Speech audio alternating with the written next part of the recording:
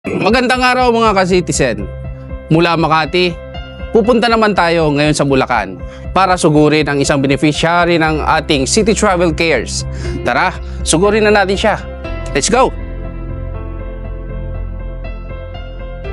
Muro pa rin sila. Ngayon, nabalita niya na inilabas daw yung mga gamit nila at pinapalis na sila. Pero nandun pa sila, pinilabas yung mga gamit nila. Siyempre nakakaawa naman yung ganun. O di yun, doon nag-umpisa ng mga tulong-tulong namin. Ako po ay dati pong OFW. Nagtrabaho po ako sa Malaysia.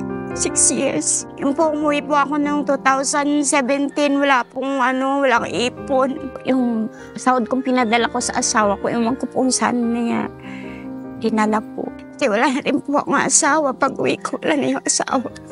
Pinadala ko po sa asawa ko. Hindi naman nagbibigay ng pera sa mother ko. Tapos yung kontrata ko 2 taon. Nag-factory worker po ako. Wala pong nangyayari. Ngayon po nang nagka-higpitan po, immigration, yan po, nag-surrender po ako. At 2 years po sa namasukan po, caregiver. Tapos 4 years po sa factory. Tapos pag uwi ko po dito, wala po akong ipon. Lagi po kaming pinapalayas po.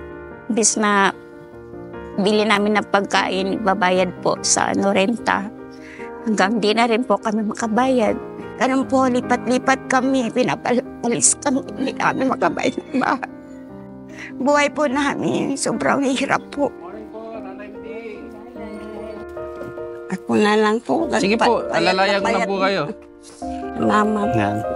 So, Nanay Miding, andito po ang City Travel Team para kayo po ay bigyan ng kaunting tulong. Nabalitaan po namin sa aming office mate na kayo daw po ay nangangailangan ng kaunting tulong, financial. Andito po kami all the way from Makati.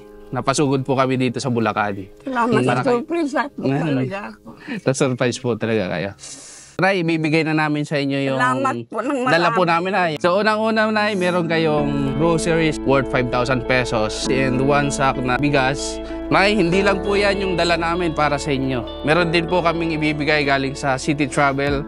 Ito po yung City Travel merchandise. Salamat po, Diyos. Meron pang isa. Makakatulong po ito sa inyo kung meron po kayong pangangailangan sa panggamot, financial. May ibibigay po ang City Travel worth 15,000 pesos. Para po sa inyo. Ngayon lang ako nakahawak na ganun po. Nay, ito po. Tanggapin niyo po yung aming cash assistance. Galing po sa City. Salamat sa Diyos, sa inyo. Salamat. Ako po si Remedios Bilisan. May isang anak ako, si Alma. Hiwalay na sa asawa. Kami lang dalawa yung nagsikap na para kung saan-saan kami. Bukod sa mata, di ba na-stroke ako. Itong likod ko, pag maglakad ako, masakit. Itong likod ko. Masakit talaga. Yung PI, madami na. Siguro, nakatandaan na lang siguro ito. Kasi 83 na ako ngayong sunod na linggo, 83 na. Sa may mga mabubuting puso na may kakayanan. Kasi kami wala kaming matiran. Tulungan ninyo ako kasi gusto ko pang mabuhay. Ano ko lang po kay mama, magpagaling po siya.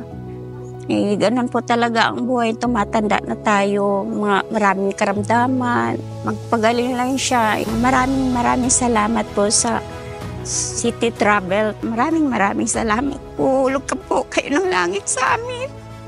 Yung ginagamit ang Diyos na makatulong sa amin. Salamat sa inyo na. Salamat. Hindi ko kayo makalimutan.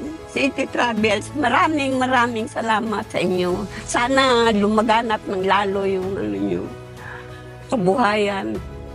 Maraming salamat. Ito naman pong ka-citizen natin ang nabigyan natin ng tulong at surprise sa araw na to. Ikaw, meron ka bang kilala na pwede naming i-surprise sa susunod naming episode?